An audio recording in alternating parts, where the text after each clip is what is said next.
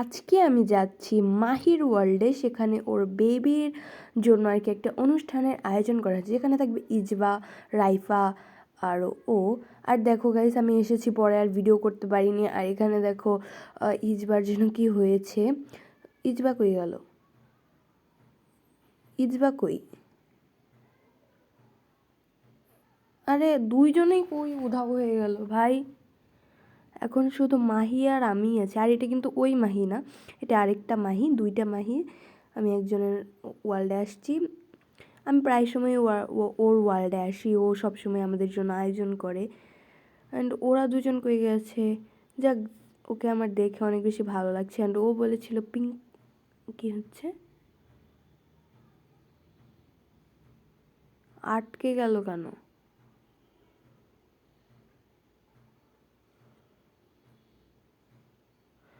ও আচ্ছা, বুঝলাম না আটকে কেন গেল। যাক, বাদ দাও।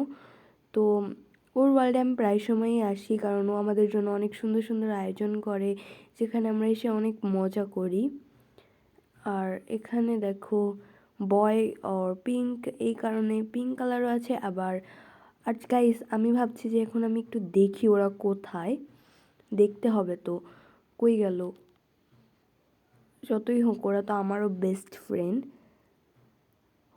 আচ্ছা গাইস, ওদেরকে আমি পাইছি হসপিটালে, আর এখানে ইজবার বেবি হয়েছে। অ্যান্ড আমি ভিডিও করতে পারিনি।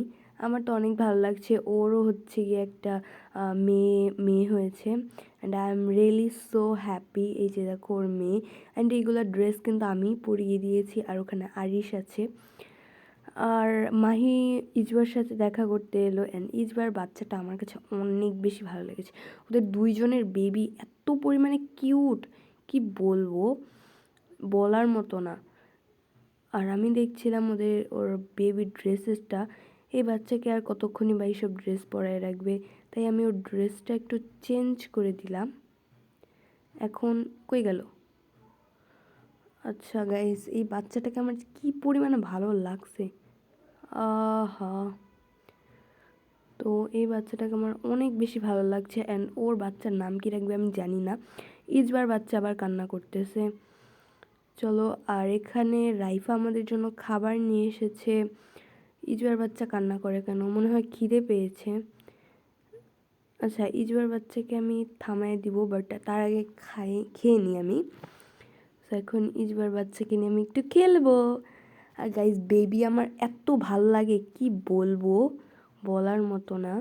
কিন্তু ওর খিদে পেয়েছিল মনে হয়। আর এই ওয়ার্ল্ডে আজকে আমি অনেকক্ষণ থেকেছি। মানে ওদের যে এঙ্গেজমেন্ট হয়েছে, বিয়ে হয়েছে, আমি প্রতিবারই আসি ওর ওয়ার্ল্ডে, কিন্তু পিকনিকে আসতে পেরেছিলাম না। অ্যান্ড ওর ওয়ার্ল্ডে অবশ্যই ইজবা আর রাইফা থাকবেই, সাথে আমিও থাকি। অ্যান্ড ওদের কাছে আসলাম ওদেরকে খাবার দিতে। আচ্ছা, ওরা খেয়েছে। আর আর মাহি ড্রেস চেঞ্জ করে ফেলেছে। আর এদের দেখতে আমার এত বেশি ভালো লাগছিল, কি বলবো গাইস, বলার মতো না। আর গাইস, আসলাম বেবিদের অনুষ্ঠানে, আর এখানে দুইটা বাচ্চা হয়ে গেছে। কি সুন্দর, তাও দুইটাই মেয়ে। আমার তো মেয়ে বাবু অনেক ভাল লাগে। একটা বাচ্চা একদম সেম ইজবার মতোই দেখতে হয়েছে। আর ওরা কই গেল? ও আচ্ছা গাইস, ওরা এখন মনে হয় বেড চেঞ্জ করবে।